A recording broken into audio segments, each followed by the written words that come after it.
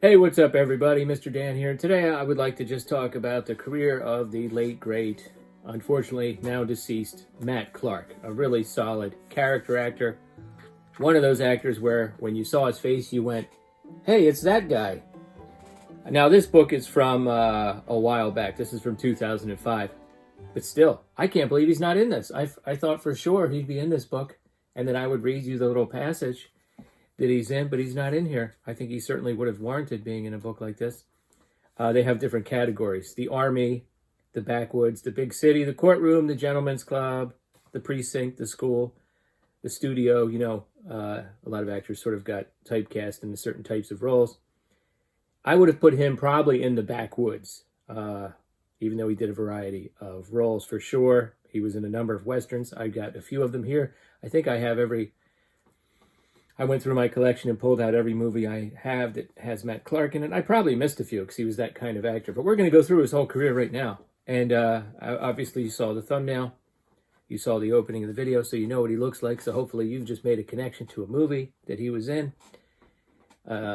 When news broke, they described him as a Back to the Future 3 actor. I think he played the bartender or something in that. Yeah, he was, at that age, he was the perfect guy you would get to be in a Western in a small role. I think his last movie was Going East or something. We'll get to it. Going West. No. It was the we'll get to it. It was the Seth MacFarlane one. We'll get to it. That was his last credit. You would bring in an older guy like that just to sort of make some connection to the film being a Western, because he was in quite a few of those. I think he was born in D.C. and then grew up in Virginia, went to some acting schools around that area maybe, studied under William Hickey for a while, then moved to Hollywood and started getting roles in film and TV, and quite a number of them. I just watched the great Northfield, Minnesota raid this morning, which is about Frank and Jesse James. And he had a pretty good role in that. We'll get to that in a moment. I may do a separate review of that. And yesterday I watched a made-for-TV movie that he appeared in. So we'll get to that as well. So let's get right to it. First role as a mugger in Alley is in the movie Black Like Me, 1964. Next, he stars as a patient in Ben Casey. And then he plays a character named Paco in an episode of Bob Hope Presents Chrysler Theater. And then he was in an episode, he played Killer in T.H.E. Cat. I'm guessing that was some kind of a spoof of James Bond type espionage movies. I'm not really sure. Then he played a character named Packy in The Heat of the Night, the original movie with Sidney Poitier. Then he was in a TV series, 2 episodes of a TV series called Dundee and Culhane. Never heard of that. 1 episode of Rat Patrol as Corporal Meakin. He was in the movie Will Penny as Romulus Quint. He's got some great names.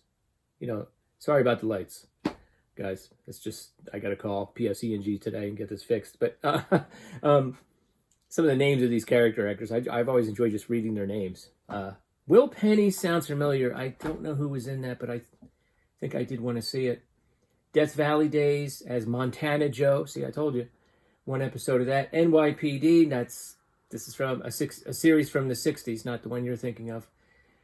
He was in 1 episode of that. The Bridget Remagen as Corporal Jellicoe. I do remember seeing that and liking that war movie. 1 episode of Bonanza. He was in Monty Walsh, which is a Western, I believe, that Jack Nicholson appears in. I watched that a while ago when we did our Jack Nicholson sort of retrospective when I was a guest on Talking Movies with Sean, Jimmy, and Kenny. Sean, Jimmy. Hey, Jimmy. Sean, Kenny, and Jim. There we go. But I watched Monty Walsh just for that episode. To be honest, I don't actually remember him being in that. I think he had a small part as Rufus. He was in a movie called Macho Callahan as the jailer. TV series called The Name of the Game as a couple different characters. Now we're up to 1971, where he's in his first of, I believe, 3 Clint Eastwood films. Probably one of the strangest ones, The Beguiled. He's in that as Scroggins. Then he's in The Grissom Gang as Joe Bailey. By the way, if you guys have seen any of these, I'm going to tell you the ones that I've seen. If you've seen any of these that I haven't seen and you recommend them, let me know in the comments below. The Grissom Gang, I'm not sure what that is. I'm squinting here to see the thumbnail, but I can't quite make it out. So I don't know if it's a Western or what. Doesn't look like it. Maybe it is. I don't know. Then he was in Funny Face, the TV series. Honky from 1971. That's a movie. Then he was in The Cowboys with John Wayne. That is a John Wayne movie I don't have yet. I am trying to collect all of the John Wayne Westerns. As a character named Smiley. A movie called Pocket Money as American Prisoner. The Culpeper Cattle Company as Pete. I do want to see that one. Is that actually a Sam Peckinpah movie? It might be, but I definitely want to see that. And then The Great Northfield, Minnesota Raid, directed by Philip Kaufman, which I watched this morning. Man, very good. Better than I thought. Similar, covers some of the same ground as The Long Riders, but a more tight, compact part of the story around the failed bank robbery in Northfield, Minnesota. And he actually played Bob Younger. So he's a somewhat major character in this. I mean, Duvall and Cliff Robertson are the main characters of the main stars of the movie. But he plays one of the younger brothers, and he's got some pretty good lines. He's a little bit more innocent than a lot of the guys. I'm not sure if his character had been through the Civil War or not with the Cole Younger and the James brothers, but he adapts fast and has to make some difficult decisions. It's a very good role. It was a solid role for him at that time. Really good film. And then another great Western, Jeremiah Johnson as Quaylen. I don't quite remember him in that. I think he might have been in the beginning for a while. I'm not really sure. The Life and Times of Judge Roy Bean as Nick the Grub. I have not seen that, but I definitely want to. And then here's a Peckinpah movie that I really want to see. I don't own it yet. Pat Garrett and Billy the Kid as J.W. Bell. And then he was in a film that I just reviewed a couple weeks ago, The Emperor of the North. And I think I made the comment that he's the kind of guy you would expect to show up in a movie like this. Even though he's not really from like the Deep South or anything, I associate him with those kind of roles. Actually, this is set in the Pacific Northwest, though, but it's set during the Great Depression, and there's lots of guys with dirty faces, and he just fits right in as Yardlet. He's one of the I don't know if that's a nickname of a character, but I think he worked in the railroad yard. Oh, and then he played a really pretty good role, Dude Watson in White Lightning. Burt Reynolds. This is the first of the two Gator films that Burt Reynolds did. Some real good Southern action. Both films are really good, highly enjoyable. I believe his character was like an ex-con auto mechanic who was friendly with Burt in this. Very good role for him. Kind of role you would associate with him. Played Mr. Hennessy in one episode of The Waltons. He was in something called The Laughing Policeman as the coroner. One episode of Kung Fu, the series, as a character named Nebo. One episode of The Rookies, and then he was in the TV movie The Execution of Private Slovak with Martin Sheen as Eddie Slovak. A TV movie, true story, based on a true story. He played a character named Dunn. I guess he would be one of the soldiers, I don't remember.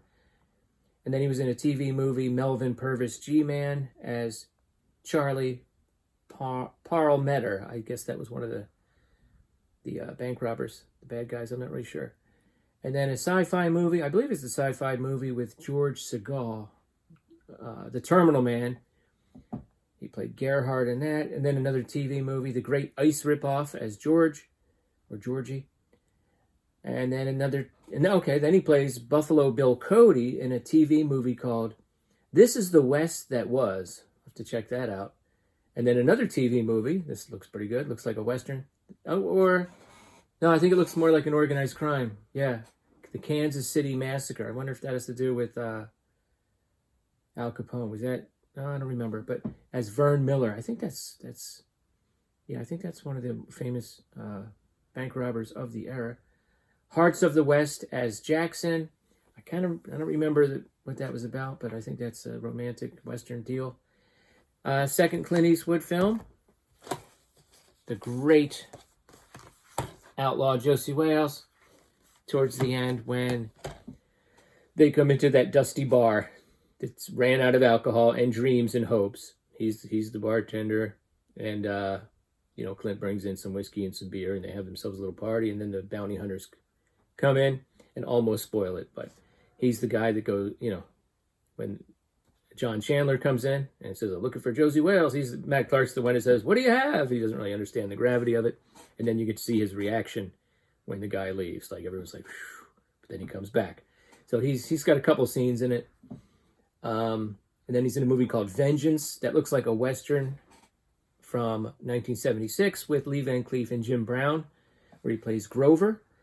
And then there was a series called Dog and Cat. I don't know if it's a policewoman type of series, but he played Lieutenant Kipling in 6 episodes, and maybe also a TV movie. Maybe the TV movie was the pilot. I'm not really sure.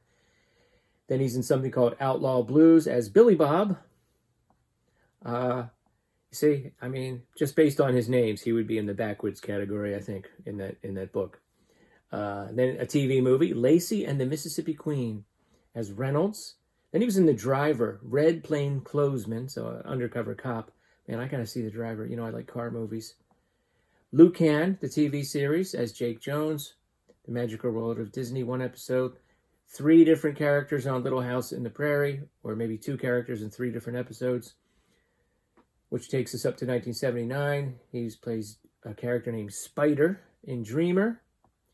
And then another Western. I noticed he's attached to a lot of like famous outlaws, whether it's organized crime or Westerns. He plays George Bitter Creek Newcomb in The Last Ride of the Dalton Gang from 1979. I have to check that out. He was in Brubaker as Roy Purcell. He was in a movie called Ruckus as Cece. Legend of the Lone Ranger as Sheriff Wyatt. Okay, that was that movie. That was supposed to be a big deal, and it bombed. Well, I forget the name of the guy that played the Lone Ranger now. And I know Christopher Lloyd was in that. I remember reading in a magazine, they were asking him about Star Trek 3, and he kept talking about Lone Ranger. He's like, this movie's going to be huge. It's great. It's one of my favorite movies ever made. And it bombed. And then he was in a Chuck Norris movie that I don't own, I don't think. I didn't see it on my shelf. An Eye for an Eye, one of the few Chuck Norris movies that I don't own. And I did mention him in my review. It was great to see him in a movie like that. He's perfect. So, Burt Reynolds, Clint Eastwood, John Wayne, Chuck Norris. He's worked with some pretty big guns here. TV movie, The Children Nobody Wanted. And then a movie, Some Kind of Hero. Another TV movie, In the Custody of Strangers. Another TV movie, The Big Easy. And then he played Virgil in Clint Eastwood's Honky Tonk Man. Okay? One of Clint's more serious roles, where he plays a country singer. 2 episodes of Dynasty. He played Torpedo Man in The Winds of War miniseries. And then he was in another TV movie, The Highway Honeys, as Wolf Crawley. It's a movie called Love Letters, an ABC After School special. He did direct one of those 2, and I think he has 2 other directing credits. Adventures of Buckaroo Banzai, Across the Eighth Dimension. So by this time, he's a little bit older now. I guess he's in his 50s now, okay? Or about 50, maybe a little older. And he was in The Adventures of Buckaroo Banzai as the Secretary of Defense. I remember that very vividly from when I was a kid. Backing up a little bit, we're up to 84. I think 82, he would have been a great addition to the cast in The Thing. He's just one of those kind of character actors that would have fit in there. As a matter of fact, Donald Moffat was in the great Northfield, Minnesota raid, a young Donald Moffat. I wouldn't want to replace anybody that's in the movie. I'm just saying, he was the type of character actor at that time that would have been perfectly cast in that movie. Country is a movie from 84. Tough Turf from 85. An episode of Magnum P.I., 85. Return to Oz as Uncle Henry in 85. Another TV movie, Love, Mary. Then this is a good TV movie. Wow. Out of the Darkness as John Hubbard speaking. Here's another Martin Sheen movie and another great Martin Sheen performance. Sheen plays, I think he plays Eddie Egan.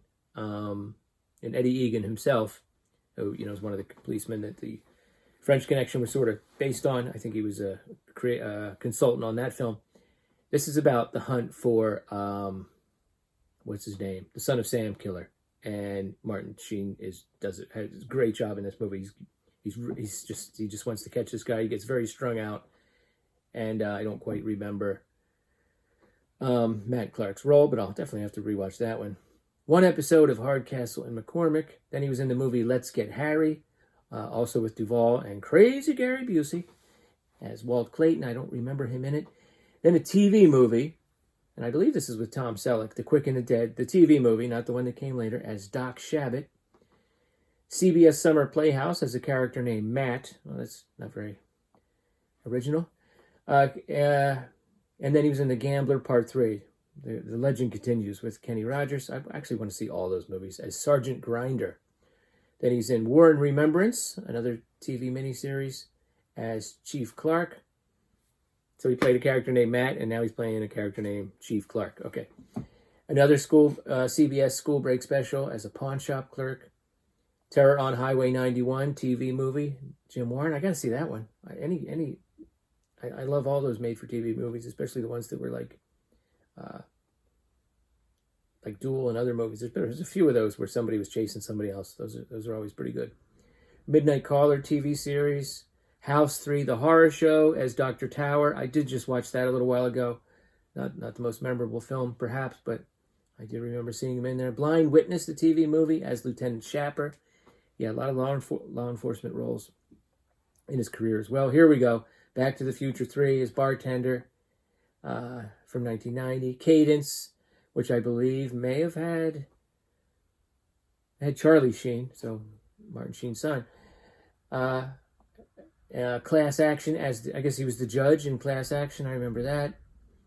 The Seduction of Travis County. The Seduction in Travis County TV movie as Dobbs. Frozen Asset as J.F. Hughes, and a TV movie from 93 called Dead Before Dawn, which I watched yesterday, where he plays John DeSilva. This case was wild. This was based on a true story. I don't think this was a Lifetime one. I kind of had that feel, but it was pretty well done.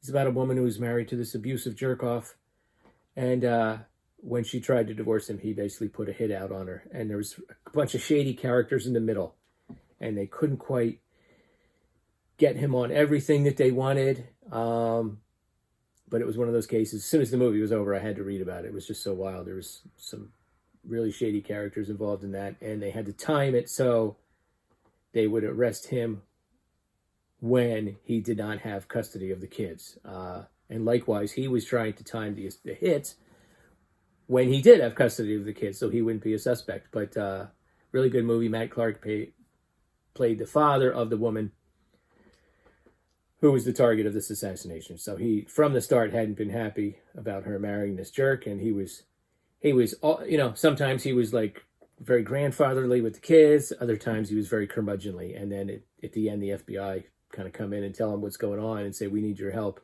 And it's just, it's a good role. I mean, he did a good job. He's in full grandpa mode, and by the end of it, he's very stressed out. Solid role. Barbarians at the Gate, I think that was an HBO movie. The Harvest, don't know what that is. That was a movie. Lois and Clark, The New Adventures of Superman as Homeless Man. A Season of Hope TV movie. Man, he made a lot of TV movies. Grace Under Fire TV series, 4 episodes as Emmett. Then he was in Candyman, Farewell to the Flesh as Thibodeau. Don't remember him, but it's not the most memorable Candyman film. Scream 2 TV series. She Stood Alone, the Tailhook Scandal, a TV movie. I do remember seeing that. Another TV movie, Ravenhawk, from 95. And then he was in one episode of Lonesome Dove, the series. I'm definitely going to get to that. As Reverend Bantry, a movie called Mother. 12 episodes of the Jeff Foxworthy Show. So now we're up to 95, 96. TV movie called Cuddy Whitman. And then a TV movie in 96. Trilogy of Terror 2. Okay? Most people probably think the best segment is the sequel to the Amelia segment from the first one. It's pretty good, but that's a lot to live up to. Overall, I don't know if this is a better anthology than the first one, but I would say every episode is pretty good. Let's put it that way. None of them are Oh, they're all pretty good. And he's in here. Oh, yeah, look. There you go. Cool. Matt Clark and Jeffrey Lewis. Yeah. So, he's the kind of actor, you got Emperor of the North, you look on the back, maybe he would warrant being in one of the little pictures in the back, but he doesn't doesn't always quite make it. So I'm glad to see that he was on the cover of that one. Hacks, a movie from 97 where he played bus driver. The Visitor TV series, one episode of Touched by an Angel, one episode of The Pretender. Homegrown as Sheriff Stanley Krupp. I think that's a Billy Bob Thornton movie. Claudine's Return as Pelican. The Practice, one episode. A movie called 5 Acres. A Stranger in the Kingdom as a judge. South of Heaven, West of Hell as Burl. That looks like it could be a Western from 2000. Chicago Hope, one episode. A voice on a Pac-Man cartoon, apparently. Let's see, 3 episodes of Walker, Texas Rangers. I got that on the shelf as well. I haven't gotten to any of those episodes yet. So yeah, he seems like the kind of guy that would have been on Walker, Texas Rangers by this time. Killer Diller from 2004 as Barge Captain. Then you have a movie called The Way, where he played Father Frank. A couple religious figures as well in his career. 2 more left, guys. We've got, I have not watched this yet. It's one of those sort of heavy movies that I got to gear myself up for. 42. He played a character named, let's see if he's on the back. No, he played a character named Luther. Don't know anything about it. That's from 2013. It seems like between 2000 and, once he got to 2000, he took roles every few years. He really seemed like he just slowed down. So good for him, I guess. And then his last role as Old Prospector in A Million Ways to Die in the West. I don't know about the quality of that movie, but as far as that type of character, pretty good final role for him. Kind of summarized the type of movies that he was in, I suppose. All right, what are your thoughts? Boy, this went on a little longer than I thought. I just wanted to kind of pay tribute to the career of Matt Clark. Let me know what your favorite movie that he appeared in is in the comments below, and come back again next time. Hopefully nobody else passes away for a while. But come back again next time.